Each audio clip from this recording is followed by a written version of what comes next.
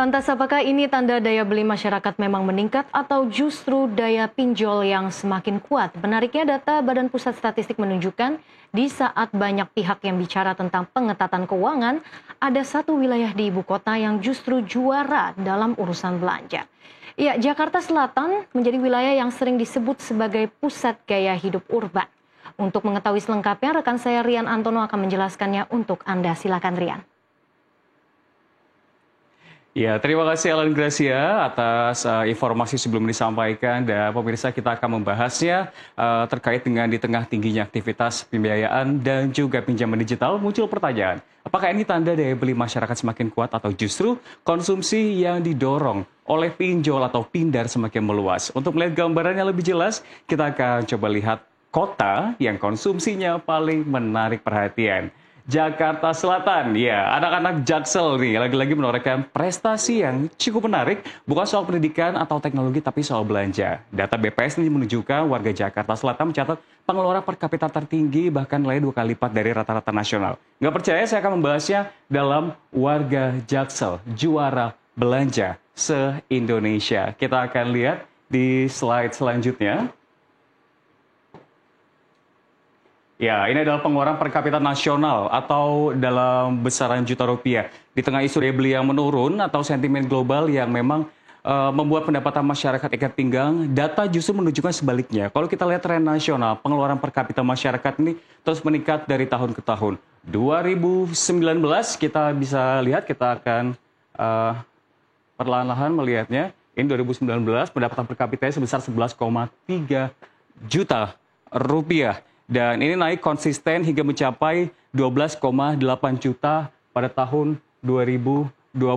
Ataupun kalau kita lihat memang betul sekali, meski sempat mengalami penurunan di tahun 2020 sebesar 11,01, meningkat secara signifikan terus-menerus hingga sampai 2025. Anda bisa melihatnya di sini, kita dapat katakan ini menunjukkan sebenarnya lapangan. Di lapangan daya beli masyarakat ini terus tumbuh meskipun sempat melambat di masa pandemi tahun 2020.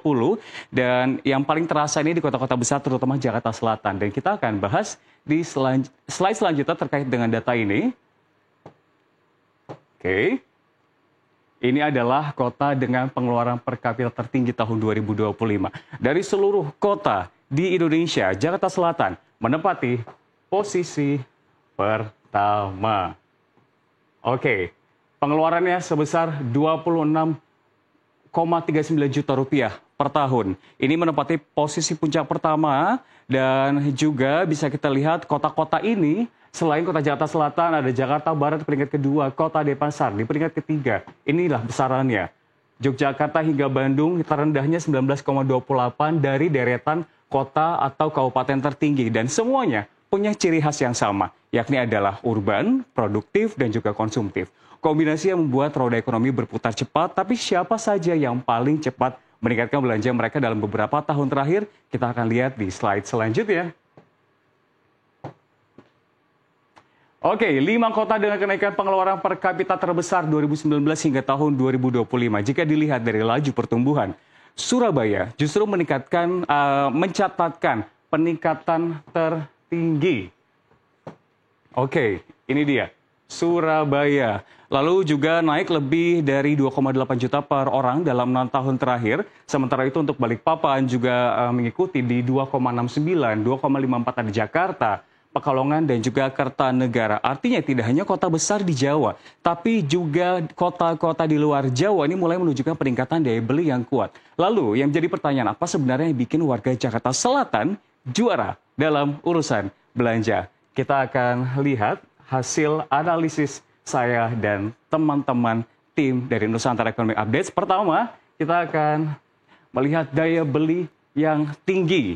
Jakarta Selatan punya konsentrasi besar pekerja kantoran dan profesional muda dengan pendapatan menengah ke atas. Mereka punya disposable income yang cukup besar. Dan yang kedua adalah restoran premium, konsentrasi mall, gaya hidup urban. Kita bisa katakan banyaknya pusat perbelanjaan, dan seperti di beberapa kawasan di SCBD, Kemang, Pondok Indah, sampai Senopati, hampir setiap akhir pekan selalu ramai menjadi pusat gaya hidup baru, kelas urban, lalu juga ada Gaya hidup urban, gaya hidup dan social comparison, bukan rahasia lagi tren sosial media juga mendorong perilaku konsumtif. Orang ingin tampil, ingin mencoba tempat baru, dan ini mendorong konsumsi berulang. Dan yang terakhir, di sini ada banyaknya pusat perbelanjaan dan juga hiburan, mulai dari mall, coworking space, sampai coffee shop di setiap sudut membuat belanja bukan lagi kebutuhan, tapi bagian dari rutinitas sosial. Namun konsumsi tinggi ini bukan berarti negatif. Ada juga sisi positif bagi ekonomi kota. Kita akan bahas seperti apa sebenarnya konsumsi